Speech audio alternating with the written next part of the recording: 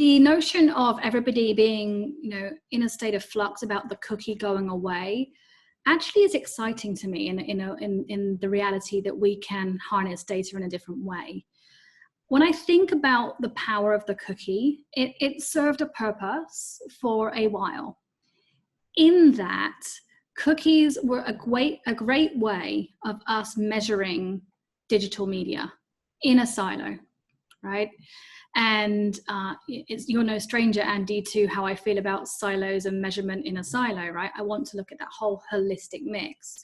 So we survived a long, long time with TV with no cookies, and we will survive without cookies again. And that is why I'm so excited about the Epsilon data that we now have access to at Publicis, because it does help us to identify people and their transactions and their behavior versus cookies. So we now know that we are targeting individuals, and we know that we can then use that data across a multitude of media to get to a true picture.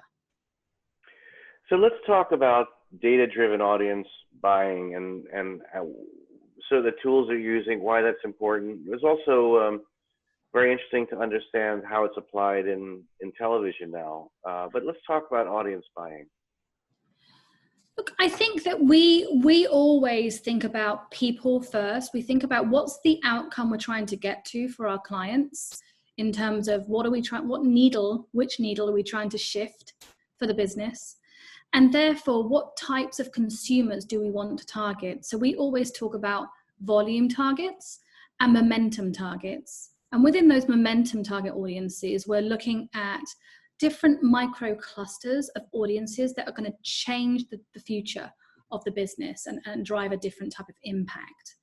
So when I think about that, it's about understanding behavior, understanding when people are most receptive. And by being most receptive, what I mean there is thinking about the mindset they're in, their location, ironically now mostly at home, right? Or drive-through, at least for the not too distant future. But also thinking about, how are they feeling? What's the right tonality? What's the right kind of message that we want to send, or the right kind of experience? What do we want people to feel, and how are we going to build that emotional connection with brands? So using different data enables us to understand that better, enables us to drive dynamic content optimization, and also for us to ensure that we are empathetic with our consumers, and also that we have the right to play. Tonality in today's environment is super important. It was always important, but even more important now. And what about the question of contextual advertising, and how is that developing, and how does that perhaps become mixed or complement audience buying? For me, I think sometimes people talk about contextual or data-driven targeting, right? And I think it's both. It needs to always be both, because that's part of that notion of when they're receptive and the mindset that they're in, right? Contextual to me is making sure that you have the right type of environment, the right type of content, and the right type of message jiving together and working as hard as possible for your brand, so that your consumer deems it as relevant to me, right for me, and a brand that I want to build a connection with and have in my life. That's all around the context, but all of the data-driven targeting is what helps us to understand that context. And when you bring the two things together, it's even more powerful in terms of understanding who, when, where, and how we're going to target our audiences. Lisa, you mentioned DCO just a few moments ago. What are the opportunities there, and how do you see? We've been talking about that for a long time, of course. Where does that stand, and what are the opportunities? There's a massive amount of opportunity, not only in the digital space in terms of the traditional digital space in terms of display and mobile, but also in OTT too. Basically anything that is a digital space now, we can move with creative very, very quickly.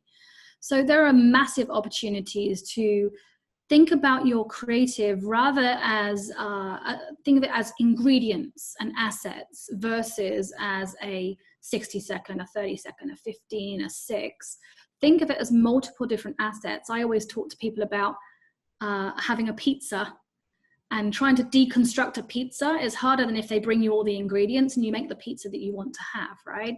It's the same with creative.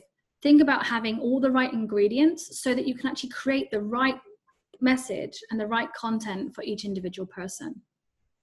So is that sort of, Lisa, being hopeful, or is it really happening? And what's the roadmap for it's happening being pervasive? It's happening. Pervasive, I would say, I think that today's environment, going through the current scenario that we're all going through in terms of what's happening with COVID, I think that's going to drive a lot more thoughts and a lot more process. At Spark Foundry, we have actually been monitoring the market and understanding how people think about what they are hearing from advertisers. And over 50% of people are saying right now that they like what they're hearing. They like what advertisers are saying, and they recognize that advertisers are assessing their right to play and what the right tone of voice is, and whether they should be in market talking to consumers right now. So context is still king, but also the context is directly linked to having the right content, having the right message, and knowing who you're targeting, when and where. So it all comes together as a perfect mix to get to the right messaging. So is it pervasive yet? It's one of the changing behaviors that I'm monitoring. I think at Spark Foundry, we do a lot of dynamic content optimization for our clients. It's something that we are always looking to do to be more relevant. But I think it will be more ubiquitous in the future. And Lisa, finally, if you would have a sort of a wish list, or a sort of an ask to the industry, to all the data providers, and there's so many, and you've met many, you've been with many. Many were at our beat retreat recently in February in Puerto Rico. But what would you say to the industry around measurement and common currencies, if that's at all possible, or what would your wish be? I think now more than ever, and I think, I'm probably repeating myself somewhat, but now more than ever is the time to bring the data together in an industry compliant and legally compliant way. But there is no longer the tolerance to have multiple data sets that add a multiple onto your cost to go into market every time. And we can't make the cost of measurement prohibitive to us understanding better targeting. So my ask of the data providers is, how do we work together to collaborate as one consort to ensure that we don't become our own worst enemy, and not making us to measure things that can't be measured and stitching things together, rather bringing all that data into one place so that we can get to the true answers.